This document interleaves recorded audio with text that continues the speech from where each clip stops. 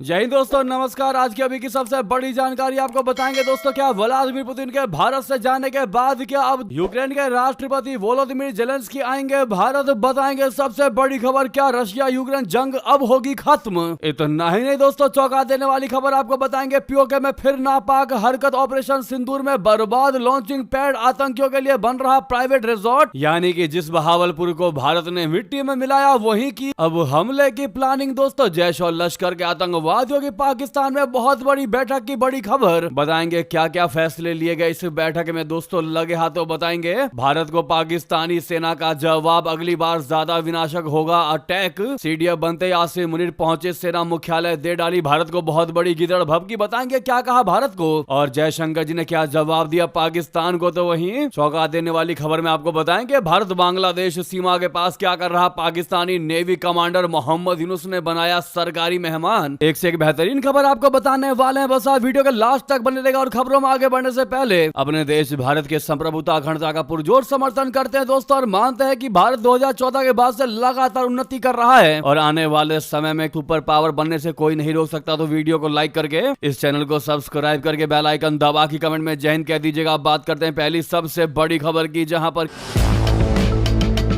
क्या अब Russia Ukraine जंग होगी खत्म राष्ट्रपति पुतिन के बाद अब भारत आएंगे क्या जेलेंस्की? बता दे रशिया के राष्ट्रपति व्लादिमीर पुतिन का भारत दौरा अभी हाल ही में खत्म हुआ है दोस्तों, जिसके बाद अब तगड़ा और बड़ा चर्चा शुरू हो चुका है कि यूक्रेन के राष्ट्रपति वोलोदिमीर जेलेंस्की नए साल यानी 2026 की शुरुआत में नई दिल्ली का दौरा कर सकते हैं। द इंडियन एक्सप्रेस की खबर के मुताबिक राष्ट्रपति जेलेंस्की की भारत यात्रा को लेकर तारीखों पर बातचीत चल रही है। पुतिन के बाद जेलेंस्की का भारत दौरा खासा अहम साबित हो सकता है दोस्तों। द इंडियन एक्सप्रेस की खबर के मुताबिक व्लादिमीर पुतिन के भारत आने से पहले ही नई दिल्ली और जेलेंस्की के ऑफिस संपर्क में थे। यूक्रेन के राष्ट्रपति व्लादिमीर जेलेंस्की के भारत दौरे का समय और दायरा कई कारकों पर निर्भर करेगा, जिसमें अमेरिकी राष्ट्रपति डोनाल्ड ट्रंप की शांति योजना कैसे आगे बढ़ती है और युद्ध के मैदान में क्या घटनाक्रम होते हैं शामिल है। यूक्रेन की घरेलू राजनीति के चलते जेलेंस्की का भारत दौरा प्रभावित हो सकता है। खास बात यह है कि यूक्रेन ने अब तक सिर्फ 3 बार अपने राष्ट्रपति को भारत भेजा है, 1992, 2002 और 2012 में। दोस्तों, खबर के मुताबिक भारतीय अधिकारी जेलेंस्की के भरोसेमंद और चीफ ऑफ स्टाफ एंड्री येरमाक के संपर्क में थे, जिन्होंने इस हाल ही में भ्रष्टाचार घोटाले के कारण इस्तीफा दे दिया था। अब जब वो चले गए हैं तो नई दिल्ली जेलेंस्की के कार्यालय में नए अधिकारियों से संपर्क कर रही है ताकि बातचीत को आगे बढ़ाया जा सके और आपसी सुविधा से तारीखें तय की जा सके। आपको बता दें दोस्तों कि फरवरी 2022 में जंग शुरू होने के बाद से ही भारत जो है वो व्लादिमीर पुतिन और जेलेंस्की दोनों के संपर्क में रहा है। प्रधानमंत्री मोदी जी ने जेलेंस्की से कम 8 बार फोन पर बात की है और दोनों नेता कम से कम 4 बार मिल भी चुके हैं। उनकी सबसे हालिया बातचीत 30 अगस्त को हुई थी, जब प्रधानमंत्री मोदी जी शंघाई सहयोग संगठन शिखर सम्मेलन के लिए तियानजिन यानी चीन पहुंचे थे। इस पर आपकी क्या राय है दोस्तों? राष्ट्रपति पुतिन के बाद अब जेलेंस्की के भारत आने को लेकर क्या लगता है आपको? क्या भारत ही वो देश है जो रशिया यूक्रेन के बीच में जंग समाप्त करवा सकता है? क्योंकि ट्रंप बोलने में विश्वास रखते हैं लेकिन अपना भारत आगे से कहता नहीं करके दिखाता है। आपकी जो भी राय हो दोस्तों जरूर कमेंट करके बताइएगा, लेकिन रिक्वेस्ट है अभी तक इस वीडियो को लाइक नहीं किया तो लाइक का बटन जरूर दबा लीजिएगा। नेक्स्ट खबर की बात करते हैं जो बहुत बड़ी और चौंका देने वाली खबर है। वो ये कि पीओके में लश्कर ने नया आतंकी पैड लॉन्च कर दिया है दोस्तों। मरकज की आड़ में बना रहा जिहादियों का नया ठिकाना। जैश और लश्कर के आतंकवादियों की पाकिस्तान में बड़ी बैठक हुई है और बैठक भी वहां पर हुई है जिस बहावलपुर को भारत ने मिट्टी में मिलाया। ठीक वहीं हमले की प्लानिंग रच रहे हैं ये आतंकवादी दोस्तों। पाकिस्तान में आतंकवाद का गढ़ कहा जाने वाला बहावलपुर एक बार फिर सुर्खियों में है। ये वही बहावलपुर है जिसे भारत ने पहलगाम आतंकी हमले के बाद ऑपरेशन सिंदूर के दौरान मिट्टी में मिला दिया था। लेकिन खबर है कि एक बार फिर पाकिस्तान के 2 प्रमुख आतंकवादी समूहों लश्कर-ए-तैयबा और जैश-ए-मोहम्मद ने बहावलपुर में संयुक्त बैठक की है। इस बैठक में भारत के खिलाफ आतंकी अभियानों पर चर्चा हुई है। इन दोनों आतंकी समूहों के एक होने और बहावलपुर में बड़ी बैठक करने से भारत की चिंता बढ़ गई है। एनडीटीवी की रिपोर्ट के मुताबिक बहावलपुर में जैश-ए-मोहम्मद और लश्कर-ए-तैयबा के बैठक की तस्वीरें भी आई हैं। इन तस्वीरों में लश्कर के डिप्टी चीफ सैफुल्लाह कसूरी जैश कमांडरों के साथ दिखाई दिया है। ये तस्वीरें इंटेलिजेंस कम्युनिटी की उन चेतावनियों को दिखाती है जिनमें लश्कर-ए-तैयबा तैयबा और जैश ए मोहम्मद एक साथ काम कर रहे हैं। माना यह जा रहा है कि इनकी यह बैठक पाकिस्तानी सेना और खुफिया एजेंसी ISI के निर्देश पर हुई है। दोस्तों रिपोर्ट में इंटेलिजेंस सूत्रों के हवाले से बताया गया है कि पाकिस्तान अधिकृत कश्मीर के रावलकोट में टेरर लॉन्च पैड फिर से बनाए जा रहे हैं। इस आतंकी अड्डे को भी भारत ने ऑपरेशन सिंदूर के दौरान नेस्त नाबूद किया था। पिछले महीने भी ऐसी रिपोर्ट आई थी कि जैश ए मोहम्मद लाल किले पर कार बम विस्फोट के बाद एक और फिदाइन स्क्वाड तैयार कर रहा है ताकि भारत में नया हमला किया जा सके। जैश इसके लिए भारी मात्रा में फंड भी जमा कर रहा है। दोस्तों पाकिस्तानी आतंकवादी समूहों को कश्मीर में घुसपैठ के लिए उकसा रहा है। इसके लिए यह आतंकी समूह पाकिस्तान सरकार की मदद से लोगों से कश्मीर के नाम पर चंदा इकट्ठा कर रही है। इन चंदों को डिजिटली रूप से भी जमा किया जा रहा है, जिसमें सैडा पे नाम का एक पाकिस्तानी एप्लीकेशन भी शामिल है। रिपोर्ट के मुताबिक इस एप्लीकेशन का इस्तेमाल लाल किले के पास विस्फोट के लिए फंड इकट्ठा करने में भी किया गया था। दोस्तों वहीं आपको बता दें, उधर सीढ़ियां बनते आसिम मुनीर पहुंचे सेना मुख्यालय, जहां से दे दी भारत को बहुत बड़ी और तगड़ी धमकी। गीदड़ भभकी देते हुए कह दिया कि भारत को पाकिस्तानी सेना का जवाब अगली बार ज्यादा विनाशक मिलेगा। जी हां दोस्तों, पाकिस्तान के चीफ ऑफ डिफेंस फोर्सेज यानी सीडीएफ बनने के बाद आसिम मुनीर ने पहले आधिकारिक समारोह में भारत के खिलाफ जमकर जहर उगला। पाकिस्तानी सेना के हेडक्वार्टर यानी GHQ में आयोजित स्वागत समारोह के दौरान आसिम मुनीर ने भारत को गीदड़ भभकी दी है। आसिम मुनीर ने कहा कि अगली बार पाकिस्तान का जवाब और भी सख्त होगा। जियो न्यूज के मुताबिक मुनीर ने कहा कि तालिबान सरकार के पास खारिज या पाकिस्तान में से किसी एक को चुनने के अलावा कोई ऑप्शन नहीं है। चीफ ऑफ डिफेंस फोर्सेज और chief of army staff field marshal Asim Munir ने भारत को गीदड़ भभकी दी है कि अगर उसने पाकिस्तान के खिलाफ कोई भी हमला किया तो उसे और भी कड़ी प्रतिक्रिया दी जाएगी। GHQ में आयोजित एक विशेष समारोह में तीनों सेनाओं की तरफ से दिए गए गार्ड ऑफ ऑनर के बाद अपने संबोधन में आसिम मुनीर ने जहर उगलते हुए कहा कि भारत को किसी गलतफहमी में नहीं रहना चाहिए, क्योंकि पाकिस्तान का जवाब और भी तेज और आक्रामक होगा। दोस्तों आपको बता दें कि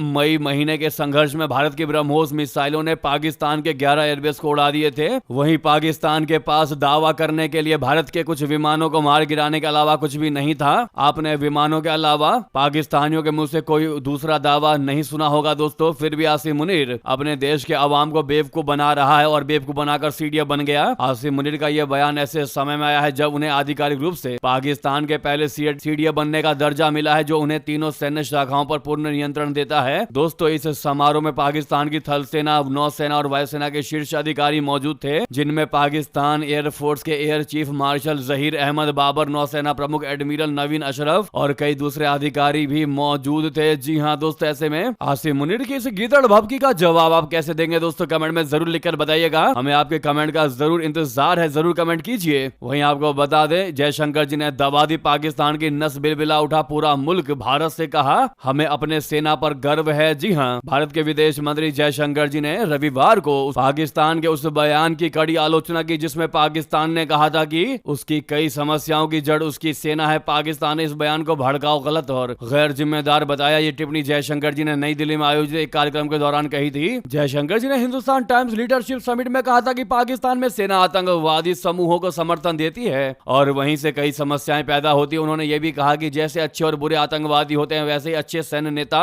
और कुछ उतने अच्छे नहीं होते। माना जा रहा है कि उनका इशारा पाकिस्तान के सेना प्रमुख फील्ड मार्शल आसिम मुनीर की ओर था। तो वहीं आपको बता दे बड़ी खबर,